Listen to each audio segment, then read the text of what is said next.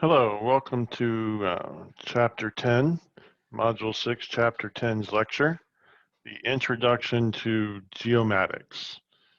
Geomatics is a term used to describe the science. It's definitely a science as well as the technology of measuring the Earth. It involves the collection of the data, the processing of the data, analyzing it, and actually publishing it, whether it's in a map or some sort of raster image on a computer. It involves the whole process, and that's what you're going to benefit from as construction managers. You will benefit from geomatics, where everybody has measured something and produced a product that you are going to have to build. So it is interesting for you. I hope to not cover this as in-depth it is in the book, but it's a lot of information, and we'll do the best we can to get through it. So here is your screen share, and as always, feel free to take a break. Pause everything.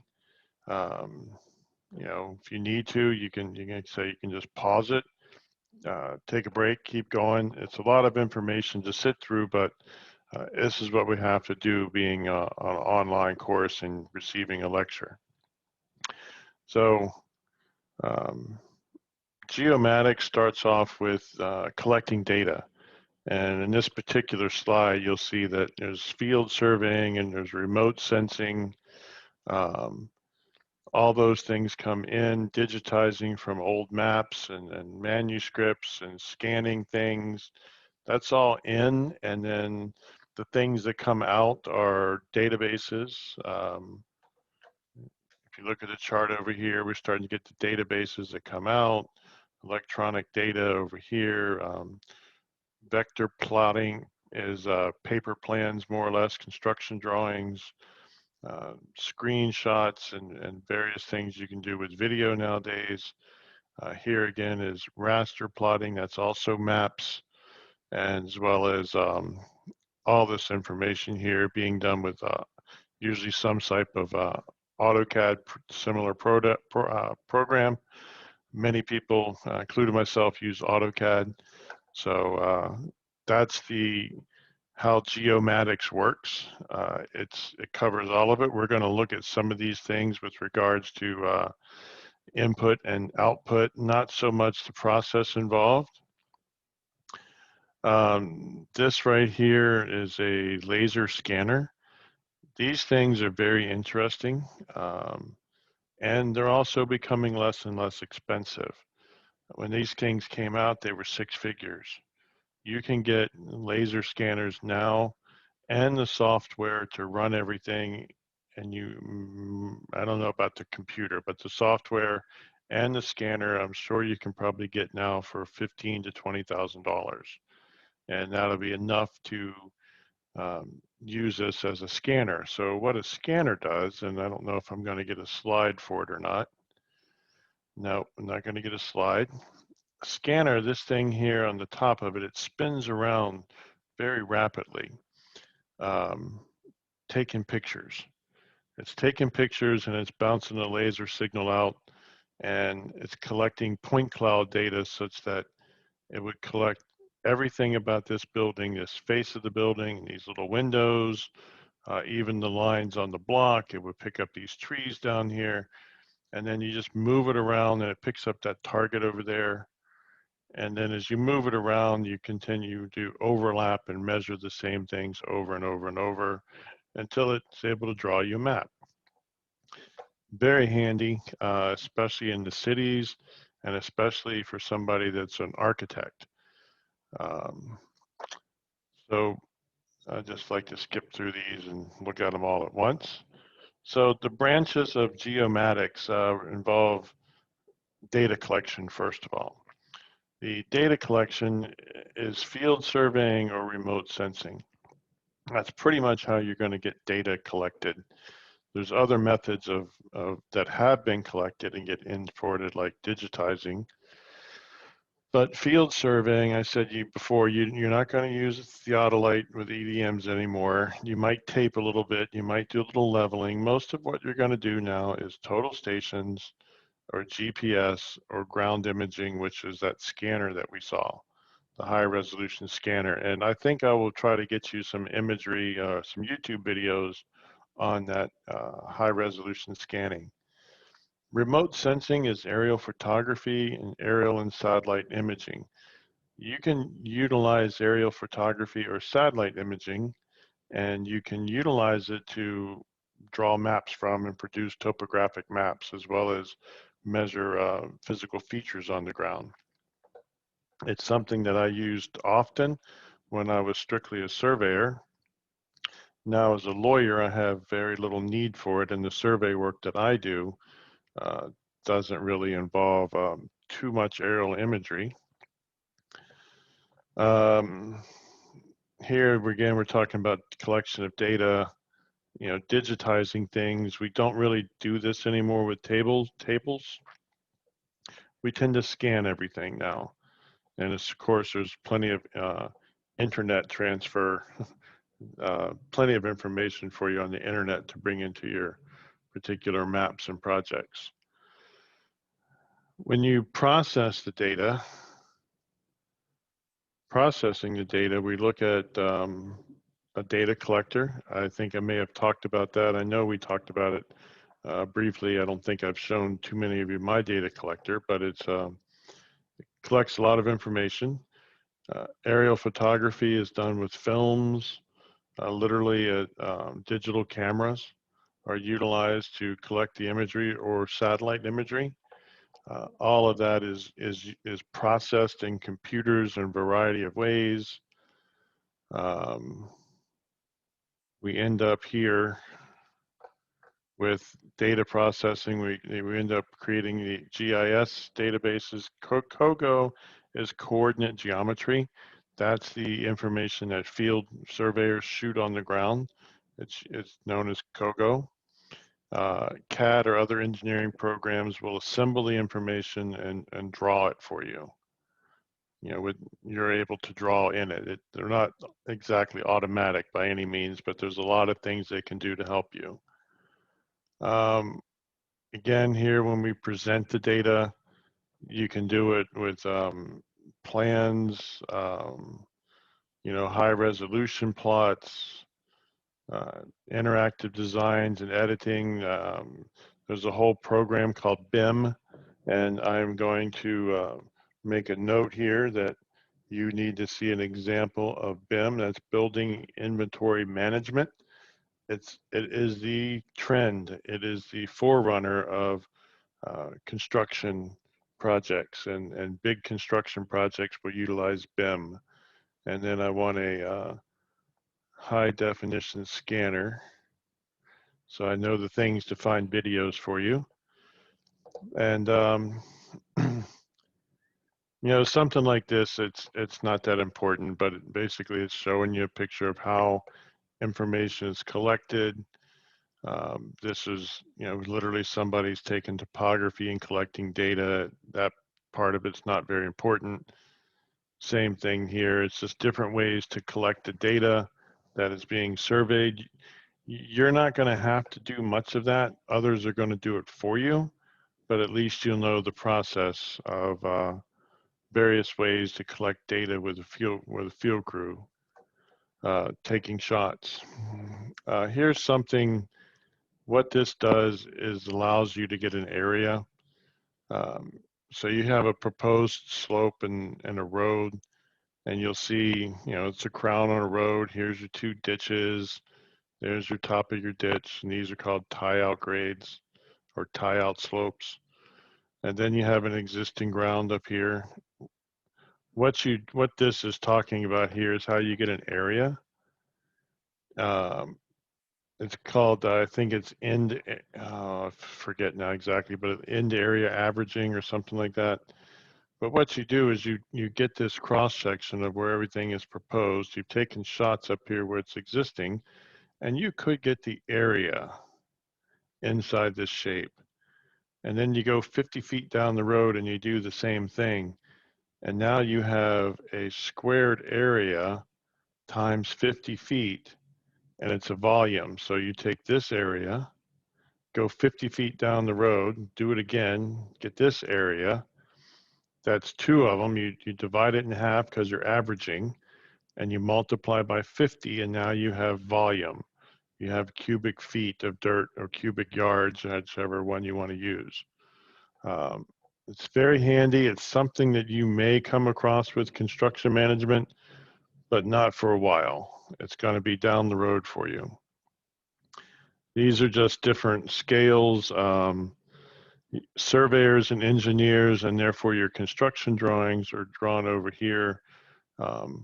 Like 1 inch equals 10, 50, 100. They're not in inches. Everything is going to be, well, they're not in eighths of an inch. They're not in fractions. Architects do this. Engineers are in here, the 1 to 20, 40, 50, 100, 200. Most construction plans are either drawn at 20, 30, or 50.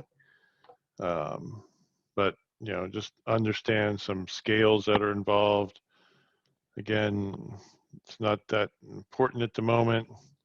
You'll learn to understand the scale of a drawing very quickly.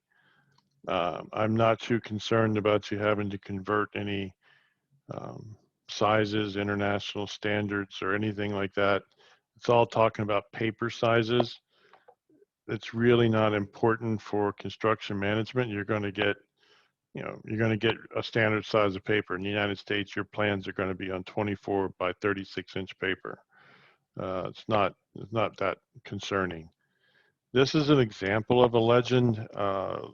Every set of plans should have a legend on it. And while some of these may be universal, like water main and gas main, stuff like that, not everything is always the same thing. I can tell you, like, this is not typical for around here for a water valve. That's not a typical symbol utilized for water valves anymore around here. Same with the gas valve. Hydrants don't look like this anymore. Manholes tend to usually actually have the letter like S for sewer, D for drainage. So having, that was lovely, wasn't it? Here I am. So having anything that's standard and as a legend is not, they're regional. State by state, even state governments have their own legends sometimes when they want to work for state highway. The book gets into talking about scales. Again, it's not that important. Just know that drawings are to scale, and they're usually inches to feet. That's usually the case. Sometimes old drawings might be an inch to a mile, depending on what it's trying to cover. GIS tends to allow you to view things on a computer without the need for tremendous issues concerning scale. As you zoom in, the size of the features change so that they're proportionate and readable on the screen. Again, we're talking about maps and plans. Scales are not that important. They're going to get produced at a scale, so don't worry about that. And I wouldn't even ask you questions about scale on anything. That's not that relevant. AutoCAD, again, just realize some of you, I think, have had AutoCAD courses. Plans are drawn nowadays in AutoCAD, or particularly for construction to architects. They're using the BIM models. And I know the book doesn't talk about BIM. It's definitely too new. Digital plotting, I mean, this is just connecting the points in computers. We don't even utilize this anymore, like pin numbers. Everything's done with a color and a line weight. It used to be that we actually had ink pens in the plotters. Now it's all done like a laser printer with toner. And again, as you're looking at things on a computer, this information right here, this height of the characters and symbols, it adjusts as you zoom in and zoom out. The sizes of it adjust. Contours, just understand, I don't know that I'll ever ask you much about contouring, but as you read a map, it's important to read a map of the Earth. I mean, that's what you're going to be looking at. And all of your construction drawings are going to have contours on them. Contours indicate the slope of the Earth. They will be numbered. For example, 98, 100, 102. They'll have a number of the elevation on the contour. And usually, like the book says here, the slide, every fifth contour or more is labeled, but every fifth contour is usually an interval of 5 or 10 feet, and that is called your index contour. And the index contour is going to be bolder and should have a label on it unless things are very tight. The closer the spacing between contours, the steeper the land is. So that's something you'll need to remember as you begin to look at things. And I've seen this. I've seen it way too often. Contours going through a building. There's no way a contour goes through a building. It gets to the building and stops. The building goes up in the air and the contour gets lost in the building and may come out the other side of a building.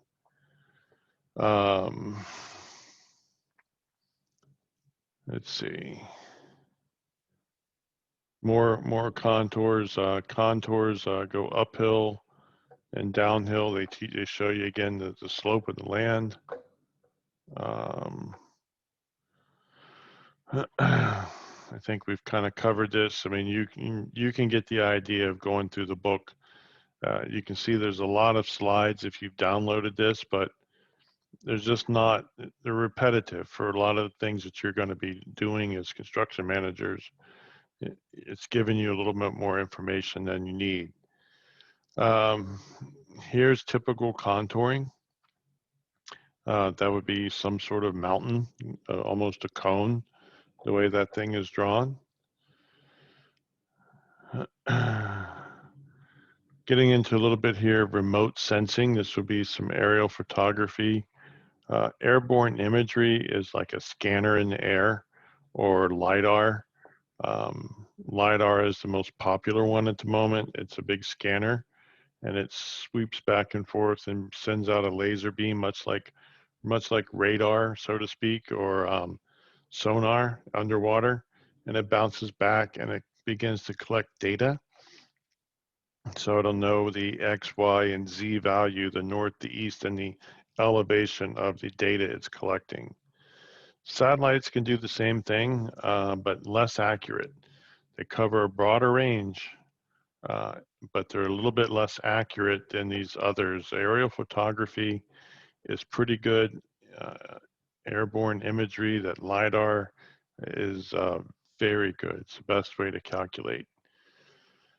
So something like this is just trying to explain photography and focal lengths. You do not need to worry about it. Again, you don't need to worry here about the tilting of a camera. Any of that is all going to be taken care of before it gets to you. Photo scales, you don't have to worry about that, and unless you're going to actually see a photo. Most of the time, the photos you see are going to be like a Google Earth or something where they've already been put together, and they're to scale. And as you zoom in and out, you'll see things and not have to worry about actual scales on the photo.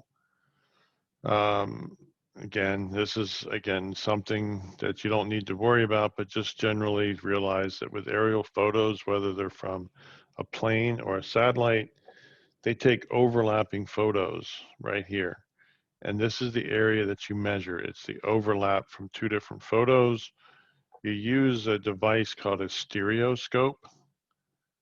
The stereoscope now also is built into computers, and you use this to see in 3D. So now it used to be a stereoscope was like a set of sunglasses or eyeglasses. Now these stereoscopes are screen filters, they're filters put over a computer screen along with glasses. Um, you do not need to know anything about scale ratios and the effect it has on height of a plane or anything like that. These are just interesting things to know about, and understand that when somebody gives you a LiDAR product versus an aerial photography or aerial photogrammetry, which one is going to be um, more precise, more accurate? It's always, at this point, it's always LiDAR. Um, different types of scanning. You do not need to know about the wavelengths of light in construction management or energy fields or anything like this that will affect a remote sensor. It's going to be accounted for and taken care of before you get your product.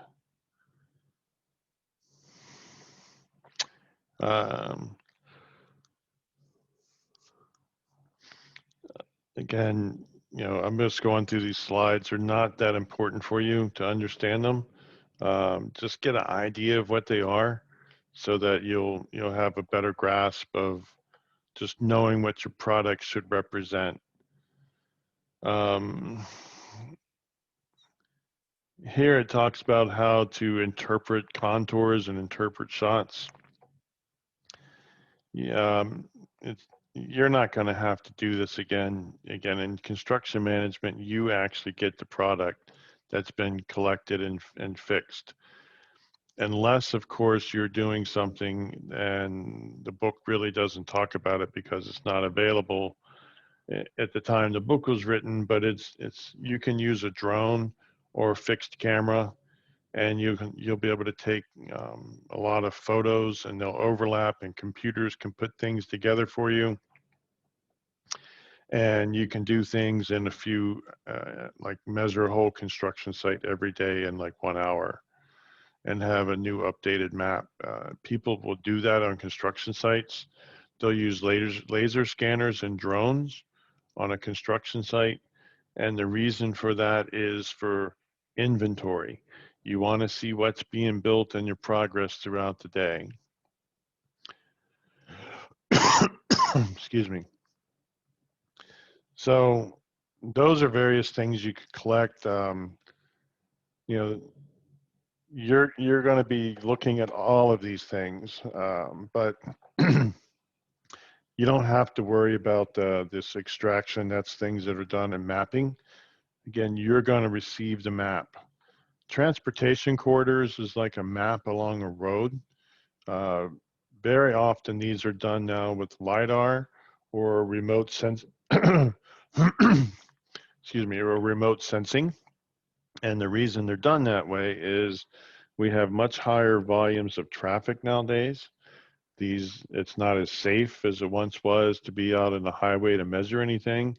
And these tools that we can use will measure the surface of the road and everything you need to know very quickly, and much, much safer than being done by a survey field crew.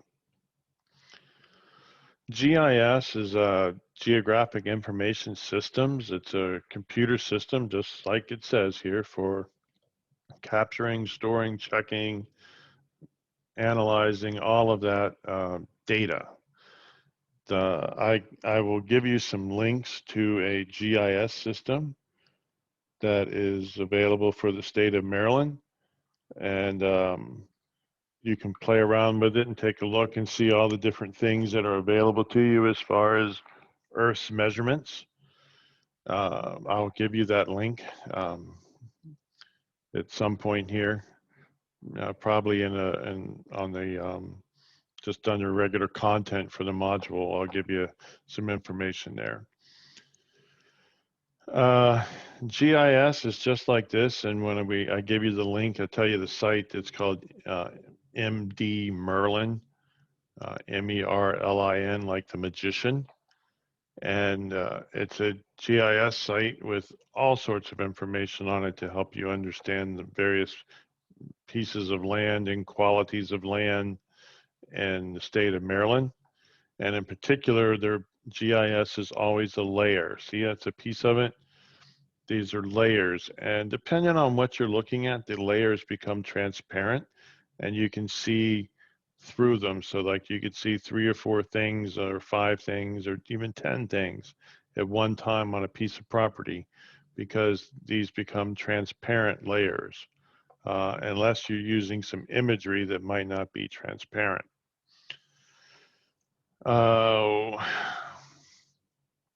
When you do GIS, you're doing the same thing as you are for other surveying. You have to collect the data, store it, and analyze it. Then you put it out. And the output on GIS is usually a computer screen. Sometimes people will want maps, but the main thing they're looking for with GIS is a computer screen and your GIS database is intact, and then somebody can play with it, retrieve the information they want, and then print that out. You don't print out a whole database for anything or a whole GIS system. You don't print the whole thing. The data collection, we've gone over it many times, but another thing that GIS does, it takes old maps and it can scan them, it digitizes them, it puts them, digitizing is a method of getting them onto the state plane coordinate system, that curved earth, taking old maps and trying to put them in place where they fit today. So that's the digitizing part. The slide here shows you like census data and other information from government and private firms. A lot of information goes into GIS, not just measurements of the ground, not just that geomatics, but a lot of information goes into a GIS system. Here again, it's giving you benefits. We've covered some of these as we've gone along speaking. The biggest one is the storage of large amounts of data that you can customize at any one point. And then I said you're on a computer screen all the time, so you can zoom in and zoom out and move around very quickly. And GIS databases usually can cover whole counties and whole states filled with information that a surveyor or even a construction manager might tend to look at from time to time. We've talked about these benefits. I don't see anything I haven't really talked about. You can easily get a wide range of information from databases in GIS.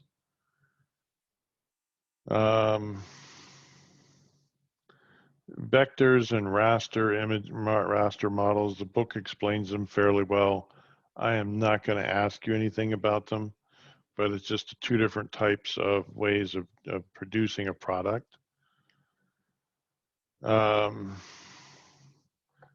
This right here is like a map. It tells you this is like the vector models.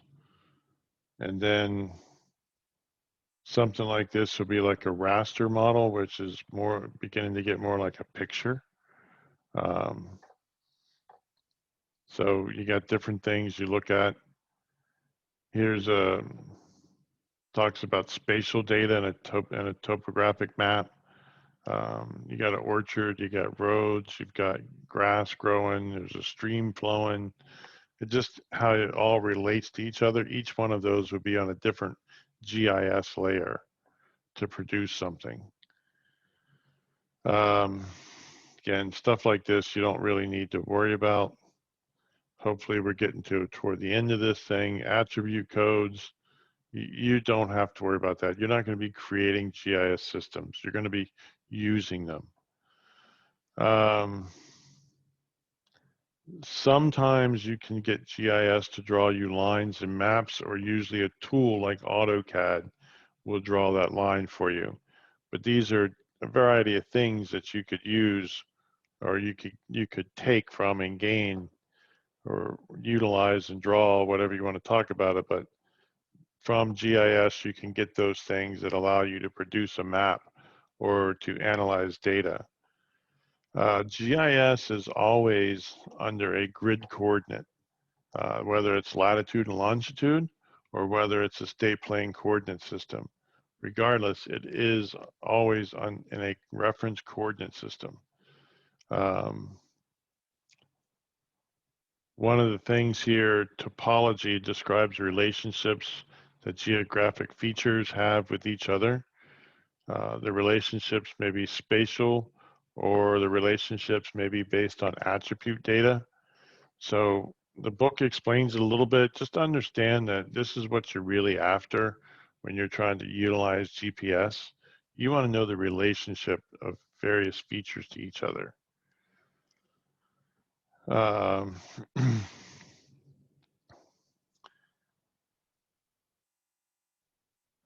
think we're at the end of the line here. Yeah, topology, they're just different parts of the database, and you know, like I said, it's not something I'm going to ask a lot about. I will ask about the uses of GIS. You have the assignment this week that talks more about the uses of GIS. And let me stop sharing. You don't need a black screen, do you? So that was a little bit long. It was a big chapter. I want you to sort of just get an overview from it. You don't have to know much of it precisely, except how GIS works and what its uses might be in the construction management field. So I'm going to take a break, and I'll be back in a little bit with chapter 11.